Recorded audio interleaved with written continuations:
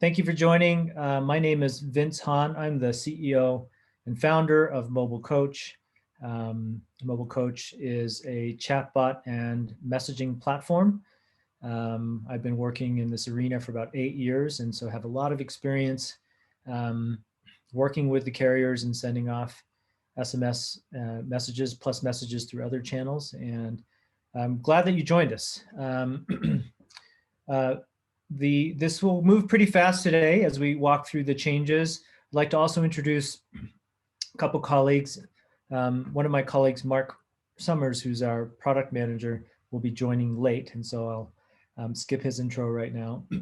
But also like to introduce Corey Richards, who runs our partner program. So I want to say hi, Corey. Yeah, hi everyone. Great to be here. So some ground rules, as I said, I'm going to move pretty quick through these slides. There will be a time for Q&A at the end. But if you have questions along the way, you can either put them in the chat, and Corey's going to manage that, or use the Q&A feature, and if they can't or they don't answer the questions through the time I'm going through a few slides, then we'll make sure we address them at the end. We'll be done safely within 30 minutes. And you'll get a recording, hopefully later today. That's the goal, a link to the recording. So feel free to take screenshots of the slides, or, again, you'll get the recording later on as well. So with that, let's get started. So what's happening? Well, first, why are the carriers making a change? The carriers right now want to rein in what I call the Wild West of automated SMS. So today, really, any company, any individual can procure regular long code or even a toll-free long code and send any message that they want. And so we've seen an increased use of these types of long codes. I'm sure all of you as consumers have had experience receiving automated messages from, like, anytime you might ride an Uber or a Lyft. I'm sure you get automated messages from your bank when you try to sign in for two-factor authentication. And you might have been the victim of getting spam messages, particularly late last year during the political campaigns in this country. And what the carriers want to do is that they want to start regulating the actors that are using automated messages to ensure less abuse and to increase the quality. They want to protect this channel. Some statistics that the carriers have shared is that for SMS messages, there's a 98% open rate. 90% of messages are read within the first 3 minutes. And there's an average of a 45% response rate to messages that are sent out to consumers. And those are United States statistics. So it's a really incredible channel to reach people. And of course, that has invited a lot of abuse that the carriers want to start regulating. So in exchange for the regulation, they are saying that, because I think that the idea of sending automated messages through long codes took the carriers a bit by surprise over the last decade. They introduced something called a short code, and we're going to talk a little bit about that later, 5 digits, and then toll-free numbers you can send automated messages. But at the end of the day, if I'm getting an automated message from a regular 10-digit phone number with my particular local area code, I'm just going to trust it more. And so that has really driven the proliferation of automated messages. And so what the carriers have done is they've put in filtering and throughput limits to try to curb the abuse of this. So for a long time, it actually wasn't sanctioned. So now what they're saying is that we're going to sanction automated messages through 10-digit long codes. We understand there's a business benefit to it, and we're going to try to increase the quality of that service, but we want to regulate it. So that's why it's happening. And plus, they would also like to make a little bit more money. So they're formalizing a revenue stream for this type of sanctioned business-based automated messaging through 10-digit long codes. So that's the context of what's happening and why it's happening. So let's move on to the next slide. So here's just a summary of changes, and then I'll do a little bit of a deeper dive of the details. So first, they're introducing a concept of company and campaign registration. if any of you have procured a short code for your company, you'll be familiar with this process. So if you want to create your own 5-digit short code to send messages from, you would have gone through a process where you had to register your company, you'd have to describe how you're going to use the short code, and then there's a human review process, and that process takes 8 to 12 weeks to procure your own short code. And so they're using that as a model, and they're moving that and introducing the same concept to procure long codes. And so you can only start sending your messages after these campaigns are approved. Now, there are many carriers, and not all of them agree on how to do this. So there are a lot of little exceptions here and there, depending on the carrier. But by and large, so for example, for T-Mobile and AT&T, T-Mobile, by the way, if you missed the news, they are now combined with Sprint. So in essence, T-Mobile, Sprint, and AT&T, they're ones driving a lot of these new regulations, and not all the other carriers are going to do exactly what they do.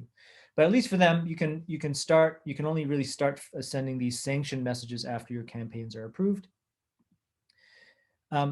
There are no more shared short codes. This is getting sunset by the carriers. So what I mean by that is sometimes you'll get a message from a short code, but you'll find that, oh, I've got more messages in my history from the same short code from different brands. That causes consumer confusion and also decreases consumer trust. So they're actually sunsetting that. So if you still want to use short codes, you have to actually procure your own. That starts June 1st, by the way.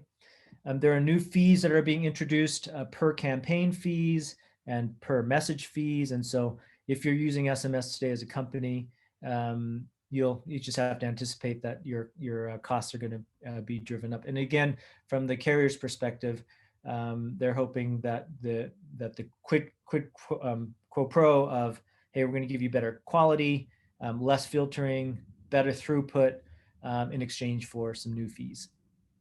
But that also means when you're considering automated SMS messages, that you're going to have to recalculate your ROI to make sure that you're getting the most bang for your buck. Registration has started on some platforms. June 1st is sort of the magic number where everything is supposed to go live. So you have now until then. We can talk a little bit about the details of registration here in a second. But so that's the summary of changes that's happening. So again, if you've got questions, I'm going to get to questions at the end, but if you could put questions in the chat or in the Q&A, then my colleagues will try to help you right now. So let's talk a little bit about company registration. So for T-Mobile and AT&T, they have created a policy called a trust score. So basically, you'll have to register your company with a provider, and then those carriers are going to award you a trust score. And when you register your company, you're going to tell them what your company's about. If you're a publicly traded company, you'll offer your stock ticker, you'll share your website, and so then based on who you are, they're going to offer you a trust score. And based on this score, you'll receive different pricing tiers as well as throughput levels. So here's just a little bit of a matrix to show you how AT&T and T-Mobile are going to deal with this. So if you get a high trust score in tiers A through B is what they call it, AT&T will call you a low risk, and T-Mobile will call you high performance. So for AT&T, this will allow you to send 60 messages per second. So today, for automated SMS messages through a long code, many of you might know that the message per second throughput is 1 message per second. So this is a significant increase in the throughput of the sort of performance of your automated messages. And for T-Mobile, they're doing it with daily caps. So you can see the lower your trust score, just the less less performance that these companies are going to give you. So again, put your questions in the chat, and I'll make sure I'll get to them at the end. So that will give you a sense. So based on your score, you'll receive sort of this sort of tier, a risk tier, and then you'll be able to work within those constraints. There are companies like Mobile Coach that are considered independent software vendors or resellers, and many of you actually might be working through ISVs or a reseller for your SMS messages. So when we apply for trust scores. The trust scores we receive might be different from the trust scores that you receive. So this is going to create a dynamic where you can kind of go compare where trust scores are and work with different companies to maybe even find the best type of pricing and the best sort of tools available to now to run your campaigns. As with any regulation and policy, it it generates new business processes that cost money for you to do. So that is unfortunate with this. And again, it's going to require you to reevaluate your ROI with automated messages and how they benefit your company. But I think once we get through this transition phase, we'll all settle into, again, it's a great channel, automated SMS. We've been doing it for 8 years here at Mobile Coach, and it's just such a reliable way to reach your audience. At Mobile Coach, we plan to announce our trust score with subsequent pricing around mid-March. We'll talk a little bit about that at the end of the webinar today. So you will also need to register your campaign. So you register your company, and then for a campaign, sort of a synonym for a campaign is a use case. So you can go register your use case. And what that entails is that you give the carriers a description of your campaign, you choose a campaign type, and then you provide, right now, 2 sample messages that represent the types of messages that are encompassed by your campaign. The carriers are claiming very fast approvals. I've heard that they're claiming same-day approvals. Today, there is no such policy, and so you could procure a long code and fire off your messages right now without any latency. But this is going to introduce some turnaround time, and again, they're claiming that the turnaround time will be very fast. Now, let me just go back and mention on the trust score that you do have the ability to appeal your trust score for a fee. And so there's no guarantee that, of course, appealing your trust score will change it, but there is that process that they've announced that you can do. So at the bottom of this slide are the default campaign types that you can choose when you decide to register your campaign. There are more detailed descriptions of what these are, but you can see there's quite a few of them, and the hope is that what you're intending to use SMS for will fit into one of these buckets. And again, for some of the carriers as well, pricing will be different based on the campaign type as well. So if you're a charity or doing something for education, that's going to be viewed as less risk. And so the carriers are going to be a little bit more friendly to that than something like a marketing campaign. So hopefully that's all making sense, and I'm not going too fast. I do want to talk a little bit about how we at Mobile Coach are addressing these policy changes. And I think that hopefully can inform maybe what you'll have to do, and also maybe you could take a look at Mobile Coach as a potential provider. But we've been working with a variety of different providers of text messaging for, again, 8 years now. So in terms of our capabilities, we have direct selling templates for chatbots that we create, and these chatbots can be fired off using SMS. We support a lot of other channels as well, but SMS, especially for people in the US, is a very popular channel for us. But aside from chatbots, our platform is a rules-based messaging engine. And so you can use our platform to tee up different SMS messages that you want to send and filter to what audience you want to send them to. You can set that up in group messaging blasts. One of the things that these policy changes does for us anyway is sort of highlights our ability to leverage our business rules engine. So Mobile Coach platform is a rules engine. And so you might be thinking of things like, hey, as an organization, we've received a certain trust score, we've got a certain throughput, so we want to make sure that whatever we schedule for automated messages, we don't want to exceed this number. We have, maybe you have lots of people in the organization writing these messages. You need to make sure those messages are close to the campaign that you registered, so the carriers don't think that you've done a bait and switch with them. And so you may want to drive and build reports on, hey, I want to run a report on every message that we've authored for this particular campaign and see that. So those types of things are already built into our platform. Again, tools that could be useful to managing these new policies. We also have our writing team that's been writing SMS messages for 8 years now. So, we can provide some of that guidance. What do the carriers like? What seems to not be filtered as much? And so there's that expertise that we offer. And we have a full API. So if you want to be able to trigger SMS messages based on an audience that you're filtering from your back office or from some other system that you have, an e-commerce system that you have, we can integrate with that, create a filtered list of recipients, and then you can create a drip campaign, all within the parameters of your trust score and sort of the limits and parameters that the carriers are giving you. So that's what we're doing here at Mobile Coach.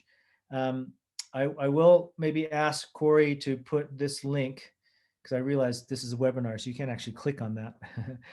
But you can put this link in there. If you want to be notified about what our pricing is and compare that pricing to the pricing that you'll receive as you register your companies and your campaigns, it doesn't hurt just to see what type of price differences there are. So we'll put that in the chat. Feel free to fill that out. We'll let you know when we're ready to publish that, our own pricing. Just real quick before we get to the Q&A, just some terms to know as you navigate through this new landscape. A2P, you'll see this a lot, stands for application to peer. There's a question that says, well, we want to send automated messages, but it's really peer-to-peer messaging. The carriers will consider any message, even if I'm writing the message on my computer and sending it to just one other person. If it's not going directly from my handset to their handset, they're going to consider that A2P traffic. And so if you use any sort of software in between the message to that recipient's handset, it's going to be considered A2P. 10 DLC is a 10-digit long code. There are provisioning services out there. Many of you probably are using Twilio. Know that Vonage also offers this service through, they purchased a company called Nexmo. And so we use both Twilio and Vonage as provisioning services. There's also a company called Cinch that's not really new, but they just received, I think, about $600 million of investment from a European company. I'm excited. The more competition there is in the marketplace for these types of services, the better. And so that's one to check out and watch. As they enter the market more aggressively, they will likely come in with aggressive pricing to, SMS is expensive. So, put them on your radar. We can also send out these slides, so you can actually click on these links. But there's some source materials here that might be useful for you. In fact, maybe Corey can put these in the chat as well. And just a word about these last two sources. For those of you that don't know, of course, there are other alternatives to SMS. We've been asked a lot about WhatsApp. We support WhatsApp for the Mobile Coach platform, but in WhatsApp's commerce policy, they actually forbid automated messages from network marketing companies. And TikTok also announced late last year a ban on network marketing traffic on their platform. And so that just, it's unfortunate that these companies are making those policy decisions. But one reason we wanted to have this webinar is to get this in front of you so that you give yourself the best shot to get a solid trust score. Would not be surprised if the carriers just by default, some of these trends will be a little wary of network marketing companies. And so that's something that we'll have to navigate around. So, hopefully these are helpful source materials for you. So with that, I told you we'd run through it fast. It's short and sweet. So are there questions, Corey? Did we get questions that I need to answer, or have we answered them all? We've answered them, but there may be a couple that maybe we should go into more detail. For example, okay. Robin Hansen asked, would we register as an individual company or through us as their provider? So I think that might be a good one for the group to hear. Yeah, so that's a business choice. You can go directly to a Nexmo or Twilio and register your own company. But if you did that, you would have to create the software to send your messages directly through that channel. So if you register on Twilio, you would have to use the Twilio APIs and send your messages directly through them. If you're planning on using the mobile coach platform, then you would register your company through our registration. And in fact, that's something we would recommend, just because at Mobile Coach, we have a diverse range of clients, not in network marketing as well. So like Disney and General Motors are clients of Mobile Coach. And so we anticipate getting, again, we haven't received it yet, but we anticipate getting a strong trust score. So, that's another advantage of registering through Mobile Coach. But again, just to reiterate, if you register your own, then you're responsible for actually building the software to trigger those messages. Thank you. Okay, and then Gordon Hester has just asked, can you expand on the risks associated with violating these new policies? Yes, so that's a great question, Gordon. You technically don't have to register your campaigns, but on June 1st, the carriers will start increasing their filtering on non-registered campaigns, and so there's a chance that your messages won't go through, and you'll still have to pay for them. So that's the risk. There's also, keep in mind, above all of this is the government, and so the government does have a TCPA, the Telecommunications Act, Consumer Protection Act, that polices automated messages through SMS. It's an antiquated act that really was written and passed by Congress before SMS became prevalent, but there hasn't been something new. And so many of you probably have heard of companies that have been in infringement of TCPA violations. These new regulations are intended to help protect you from that as well. And so if you go unregistered, it's just, you lose you're just on more unsure footing if you ever were to be slapped with a complaint. So, and those TCPA violations can get super expensive. So, you don't have to go through this. Another point, just to reiterate, you don't have to go through this campaign registration process. So let's just say that, but then there's increased risk if you decide to not participate. Thank you. Awesome. And we now have 3 questions in the Q&A section, Vince, if you want to just go through those 3.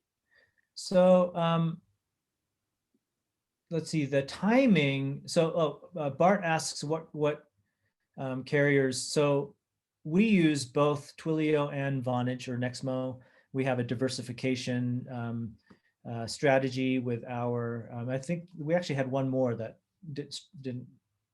Anyway, so we try to use multiple platforms just in case one goes down, just for reliability.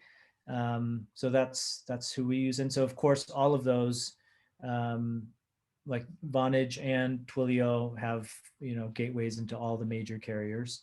For Anjana's question, registration can begin, like on Vonage, you can register your campaigns and company today. For Twilio, that registration starts around mid-March. They actually thought it was going to be March 1st, and they just announced that they were pushing it back.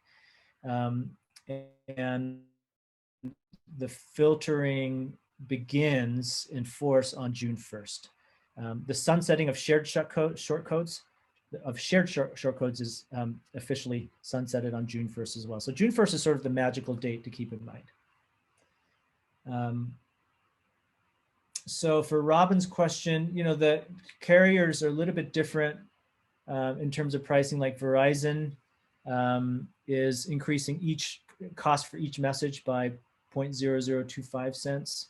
And for T-Mobile and AT&T, it varies a little bit.